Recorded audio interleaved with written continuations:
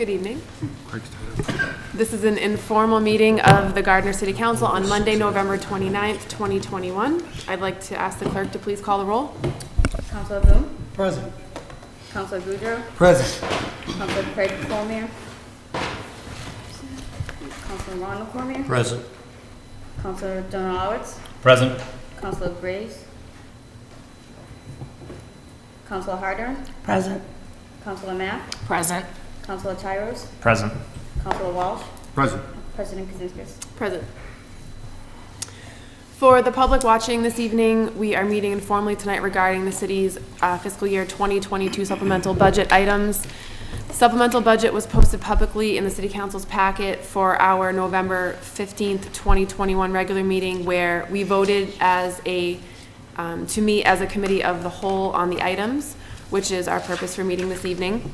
A special meeting will follow this meeting at 7 p.m., which will give the council the opportunity to vote on the items. The City Council has had the opportunity to review the budget and ask questions of the mayor and department heads in regards to the supplemental budget since receiving the information. I would like to take a minute to thank Mayor Nicholson, his executive aide Colin Smith, and executive secretary Rachel Roberts in putting together a clear and thorough printed version of the budget packet, which is the same as the electronic version, but it is really helpful to have it printed, as the budget is a really detailed document and it's super organized, and it's just very much appreciated. So thank you, Mayor Nicholson and his staff. Mayor Nicholson and department heads are here this evening to give information and answer any questions of the council on any of the items, and I would like to begin with a presentation from Mayor Nicholson. Thank you, Madam President.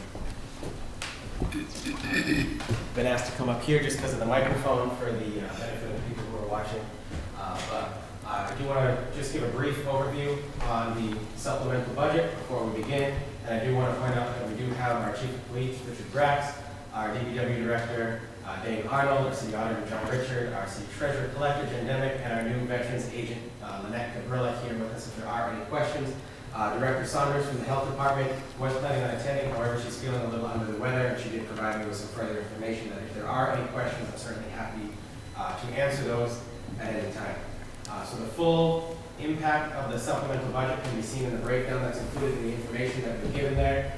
I can say that this actually does not affect the tax rate itself, as the increases in the line items are all actually covered under our new growth increases. New growth, for those who may not know, is the new houses that are being constructed that weren't being taxed at the beginning of the fiscal year, and the additions or improvements to houses that increase the value of that house being taxed, that weren't completed by the time the fiscal year began, so that amount of tax funding was not included in the original budget. Every year we budget $250,000 for new growth when we're figuring out our revenues and going through our budgets to be safe, as we don't know what's being constructed in a given year, so we just try to play it safe. So our average is $250,000. The Department of Revenue does certify our our new growth every year around the same time that they certify free cash. And new growth for the city actually came in at $462,232 in increased revenue for the city due to new construction. So that does help offset the increases that we see in the supplemental budget that we see here today. So any changes to the supplemental budget would not affect the proposed tax rate that is before the council this evening as well, going from $20.04 in this past fiscal year to $18.59 for the current fiscal year. Once that's the split versus single tax rate vote is done by the council, the Department of Revenue certifies that that is the correct tax rate needed to fund the full budget that was appropriated by the council back in June and added to if the supplemental budget passes this evening. And then that will be what gets put out for the next quarter's tax bill for the Treasurer's Office to send out by December 31st. And if there are, again, any questions on that process, we do have the finance team here as well. Our city assessor, Celia Journet, did give her resignation notice. Her husband got a job with the Marine Corps leading the nation's ROTC efforts for high schools across the country, and they moved and relocated down to Quantico, Virginia. So we do have a new city assessor, Christine Kumar, who has accepted the position, who previously worked for the assessor's office here in Gardner and will be beginning her temporary probationary period with the city on December 6th. In terms of any other questions on general revenue for the supplemental budget, the average home value in the city of Gardner increased this past year. The average home now in Gardner is valued at $237,000, which has increased from $100,000 and change in the past year. A lot of that's driven by the current market that we've seen in. As someone who's put in over 30 offers on houses in the past year and a half, the market certainly has increased greatly. But it's something that is affecting where we're seeing valuations go up in the city. Next year is the city's legal required re-evaluation year, where if you remember in the Municipal Modernization Act of 2016, it used to be every 3 years the city had to go out and send data collectors to properties across the city to make sure that the values were still being upkept and that we had the correct valuations for properties. That Municipal Modernization Act increased that from 3 years to 5 years. Next year is our 5th year, so we will have to undertake that process next year. That funding was allocated for in the operating budget that was put forward before the council in June. So all of those factors come into play in the items that are in the supplemental budget, because we do have to make sure that the revenue is sufficient to cover the cost of the items that are before you there. And if there are any other specific questions on the supplemental budget, myself or any of my staff members here are certainly happy to answer those.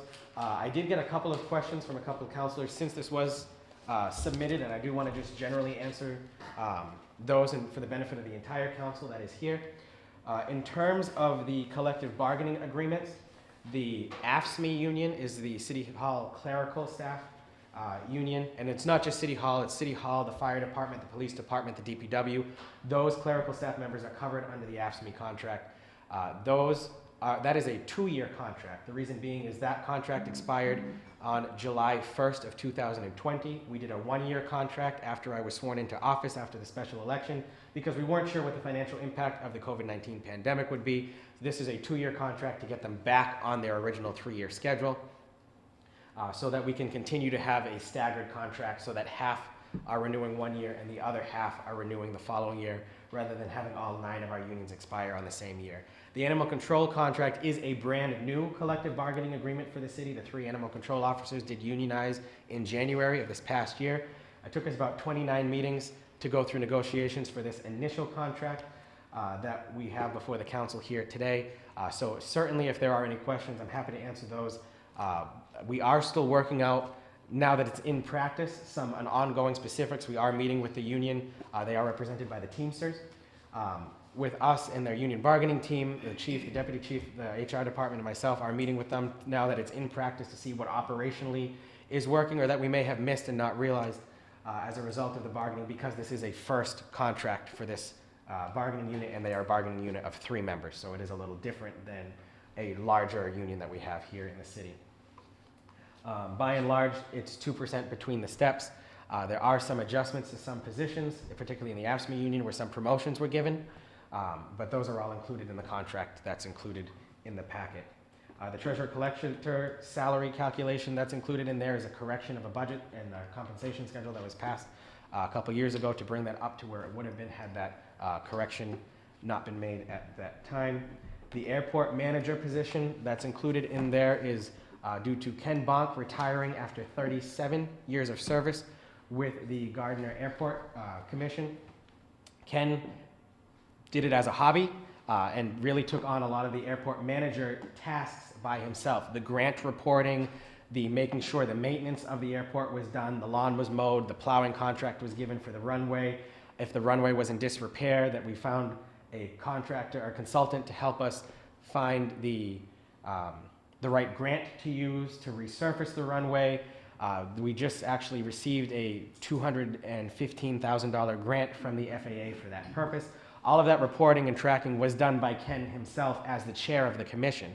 Now that Ken is retiring, as we believe soon many people on the commission will be, just looking at the age of the commissioners and some of the conversations that we've had there, we need to find a way to keep up with that, as the FAA reporting requirements say that if we don't keep up with their reporting, or we discontinue the airport as a city operation, we actually owe the past I believe, 20 years of grant funding that the FAA has given us back to the FAA, similar to how with Elm Street School, we still have to use it for school-related purposes because we've received MSBA money for the windows, the boilers, the roof, that if we could discontinue use of the school of that building, we'd have to owe that back. Same thing with the FAA and the airport there.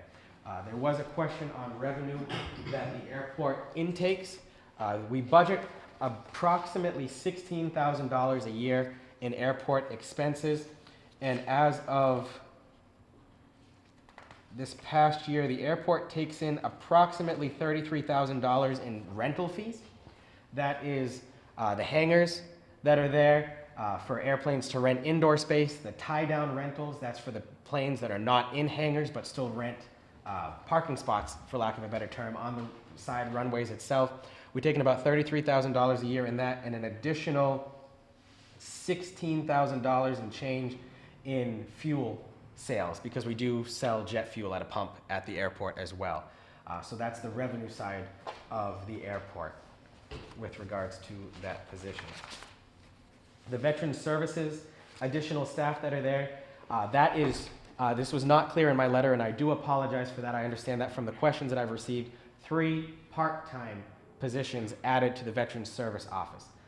The reason being for this is now that we have regionalized our Veterans Department, the State Department of Veterans Services sets minimum staffing levels for regional Veterans Service departments. If you operate by yourself as your own municipality, you are not subject to those minimum staffing levels, but the moment you add an additional municipality on, you are subject to those minimum staffing levels. To put this into comparison, if you look at the matrix that was included in your packet this evening, had Mr. Busso been operating with different municipalities besides Gardner, Gardner would have been out of compliance because we are over 20,000 in population. It's all population based on full population, not veterans population.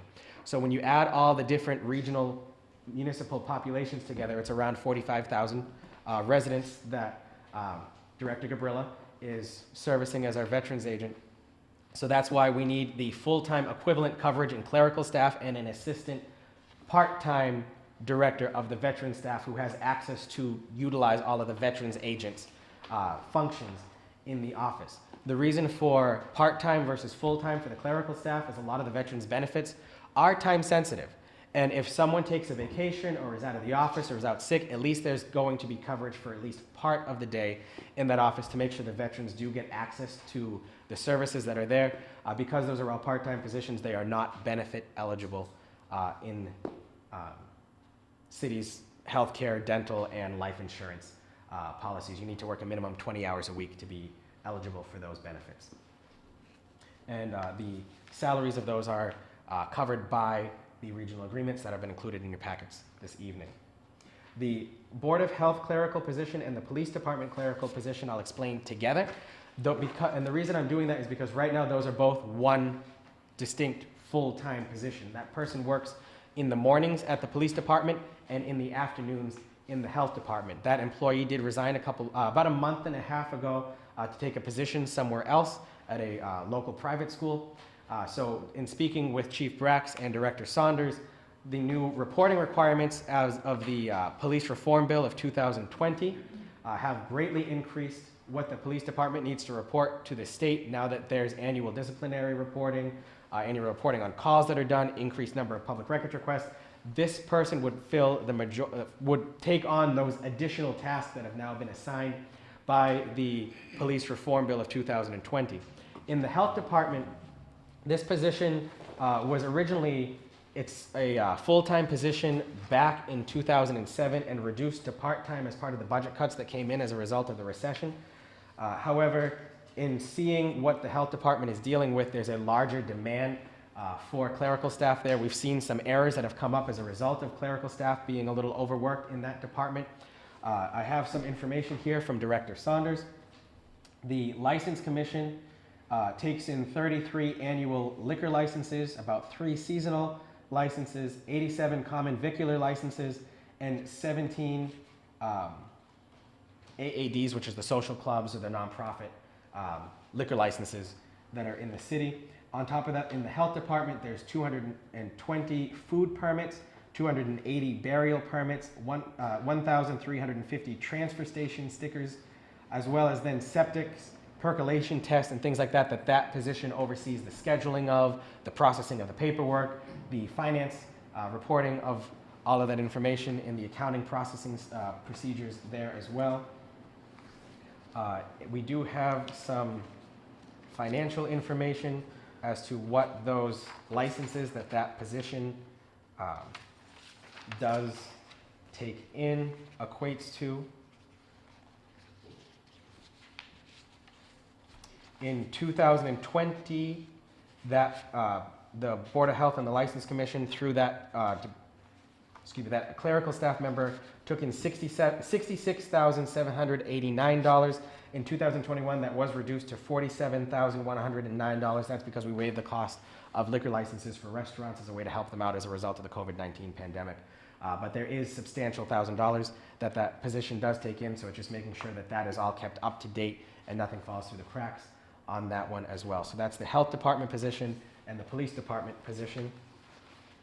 And the DPW business manager position is again a new position that is being taken forth by the Department of Public Works, paid partially out of the water enterprise and the sewer enterprise. Again, there are no taxpayer dollars that are going towards this account, solely rate funded things, and the reason for that is state law says that we can't mix tax dollars for enterprise purposes because not every taxpayer is utilizing water and sewer services, because someone may have a well and septic system in their property, and thus why should their taxes go to paying for a service that they're not utilizing? That's why that is set out in that way. There are new reporting requirements from the Environmental Protection Agency at the federal level and the Massachusetts Department of Environmental Protection, particularly with the result of all the new stormwater management legislation that's passed in the past 2 years, particularly in 2020, and other different regulations that have been propagated by the new administration in this past year that didn't exist before. So as a way to help make sure all of that stays underway and we aren't fined or issued a compliance order by either of those organizations, Director Arnold and I talked about creating this position to make sure that we are meeting all of those new reporting requirements for those departments. And lastly, the expense item that's before the council this evening is the Prospect Street School. The school committee did vote to declare that surplus, therefore it is under the city's dominion and control, as the law says. So we are the ones in charge of its maintenance and upkeep. That is something that if we do want to sell or dispose of later on, that does have to come before the council for first a vote to create surplus and then to authorize the sale later on. This is just to make sure we have the bare minimum after winterizing the building, that the pipes don't freeze. The building's maintained at its minimum 55 degrees Fahrenheit as is required, and the other different aspects of just maintaining that building for the rest of the fiscal year. And the calculation for why that number came to be is included in your packets this evening as well. So I understand that is a lot of information, but if there is any specific questions, I'm happy to answer those, as are my staff here, and we're happy to find anything that you'd like information on. Thank you. Just a comment or and partially a question. The supplemental budget appropriations combined with the original budget appropriations that we passed in June, they remain under the maximum amount of appropriations that we're allowed to pass under the remaining constrictors of Proposition 2.5. And I'm wondering if you could just tell us a little bit about that. Yes, absolutely. If we went up our full amount that we're allowed in Proposition 2.5, we'd be about $400,000 higher than what we appropriate in this budget and in the budget that was passed in June. So we're about $400,000 under our tax levy limit, what would be allowed in Prop 2.5. Thank you. Thank you. I should also say the question was asked as well, and thank you very much, Council, that reminded me of that, about the use of free cash towards funding different options in the operating budget. Auditor Richard and myself did look into that. The Department of Revenue does suggest against that use due to it being one-time funding for operating expenses that are recurring year after year. If we put $500,000 of free cash towards the operating expenses of the budget, that would only save the average taxpayer around $50 a year compared to the $73 million budget that we have with that. So even if we did put $500,000 in, there really wouldn't be much savings for the citizenry over the course of a 12-month fiscal year. And where we are $400,000, almost $500,000 under the tax levy. That's why we did not look at that this year. Thank you. Councilor Boone? Thank you, Madam President. First, I'd like to thank the mayor for his research and some of the feedback that he's given with regards to several questions that I and others have had. So thank you, especially some of them last minute. I appreciate that. I was pleased certainly to see a tax rate increase not go up, because the past 10 years we've gone up 55%, 5.5% per year. So it's a nice break for all the taxpayers in the city, and you're managing the budget very well, and I appreciate that. And I think others will say the same. Well, thank you very much. Thank you, Mr. Mayor. Thank you, Mr. Mayor. Does anyone have any further comments or questions on any of the items on the topic of the meeting? If I can say, Madam Sure. President, our revenue budgeting tactics that the auditor and I have, we look at the past 5 years of where our revenue came in at in terms of where we break down local receipts, motor vehicle excise tax, marijuana excise tax, the different other permit fees and things, and we use 96% of the past 5-year average just to make sure that we are conservative as we can on those, because we don't know how funding will fluctuate. So that's why, again, sometimes free cash comes in higher than we expect, or we have a little extra funding to play with for supplemental use here, as we're doing tonight, is because we really do try to keep that as conservative as possible on that end, to make sure that we're not running into a situation where right now we're trying to find money that we don't have, where we're able to stay under the tax levy limit by following these items. Thank you. Thank you. Any further questions or comments on any of the items on the agenda on the topic of the meeting?